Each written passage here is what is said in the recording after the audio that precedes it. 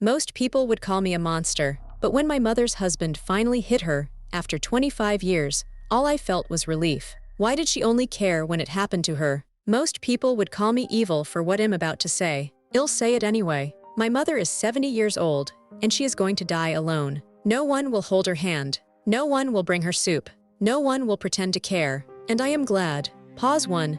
It was a few weeks ago that her husband, me stepfather, finally put his hands on her. They've been together since I was 5. I'm 29 now. I wasn't there when it happened, but I heard about it through a cousin who still speaks to her. My mother was angry. Sad. She told my cousin she didn't know what to do, that she felt trapped. When I heard that, I didn't feel sympathy. I felt the floor go solid under my feet for the first time in my life. Pause 1. Because he had been putting his hands on me for years, but she never called it abuse. Not once. I was a small child, maybe 8 or 9, when he started telling me I was fat, ugly, that no one would ever want me.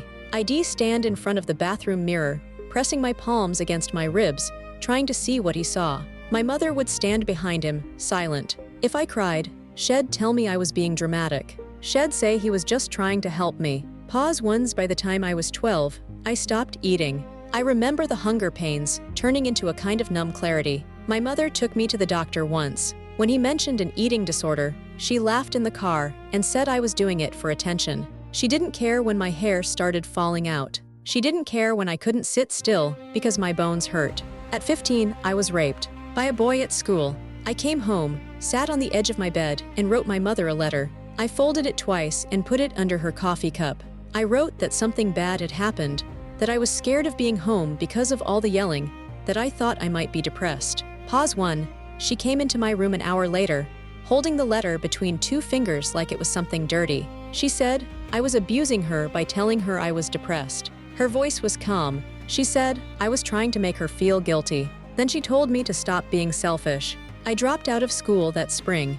I ran away that summer. I ended up with a man who beat me so often that I stopped flinching. I got pregnant by him at 16. I was so small, you could see the shape of the baby through my skin. I tried to go home. My stepfather called me fat again. I had gained weight from the pregnancy, and when I yelled back, he kicked me in the stomach. I doubled over on the front porch. My mother watched from the doorway. She didn't say a word. She closed the door. Pause 1 later. After the baby was born, I got in the car with them. I don't remember why. I think I needed a ride to a clinic. They started screaming at each other while I was in the back seat with my newborn in my arms. The baby started crying. I begged them to stop. My mother pulled over on a street I didn't recognize, got out, opened my door, and told me to get out. I stood on the sidewalk with the baby wrapped in a thin hospital blanket. She got back in the car. They drove away. I went back to the man who had beaten me and gotten me pregnant, because at least he sometimes apologized. At least he sometimes held me after. My mother never did either of those things. Pause 1. And no, she is the victim. Now she is upset that it happened to her. She called my cousin crying, saying she never thought he would do this to her, that she didn't know where to go, that she was scared. Something split behind my sternum when I heard that. Not sadness, not pity. It was the feeling of a door finally, permanently closing. Pause 1. She chose him. Every day for 25 years, she chose him. She chose him when he called her 8-year-old daughter ugly. She chose him when I stopped eating. She chose him when I wrote her a letter about being raped, and she called it abuse toward her. She chose him when he kicked her pregnant 16-year-old daughter in the stomach. She chose him when she left me and her newborn granddaughter on a random street. Pause 1. I didn't understand it then. I blamed myself. I thought if I were prettier, thinner, quieter, better, she would love me. I thought he was the problem. But a few weeks ago, when he finally turned on her, the ceiling tiles swam above me, and I understood she was never confused about right and wrong. She knew it was wrong when it happened to me. She just didn't care, because it wasn't happening to her. This is what coercive control looks like when it's been running for decades. Not just one abuser. A system. A pact. They fed on each other's cruelty, and I was the offering. Pause 1. Now she will grow old with him. Or she won't. He might leave her. She might leave him. I don't know, and I don't care. What I know is this: when she is vulnerable, when she needs help, when she is alone in a hospital room or a cheap apartment, she will ask. And I will not be there. She will realize, finally, that she chose the man who would never buy her a birthday gift, who never remembered an anniversary, who never lifted a finger for her. She chose him over her only child, and she will die alone. I'm glad. Pause 1.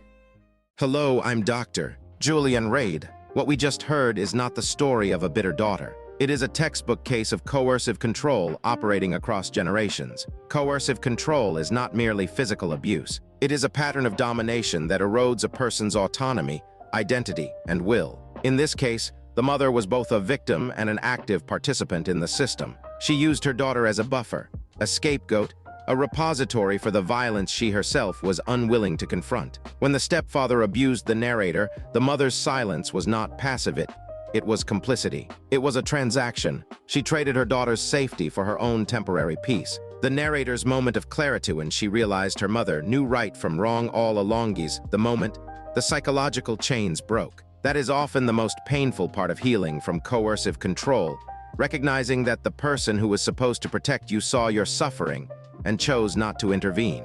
Not because they couldn't, but because your pain served a purpose in the family's toxic equilibrium. What makes this case especially insidious is the reversal. Now that the stepfather's violence has turned on the mother, she suddenly recognizes abuse. She suddenly feels trapped. The narrator's response a relief, and a refusal to step in eyes, not cruelty. It is the natural consequence of having one's childhood sacrificed on the altar of a parent's denial. This story forces us to confront an uncomfortable question: when does a victim become a perpetrator? And what do we owe to the people who stood by while we were destroyed? Some will say the narrator is right to protect herself, that her mother made her choices and must now live with them. Others will argue that no one deserves to die alone, that cutting off a parent, even one who failed you, is a form of cruelty that repeats the cycle. I want you to sit with that. Is self-preservation in the face of lifelong betrayal an act of strength? Or does it risk becoming the same coldness that wounded her in the first place? I'll read your answers in the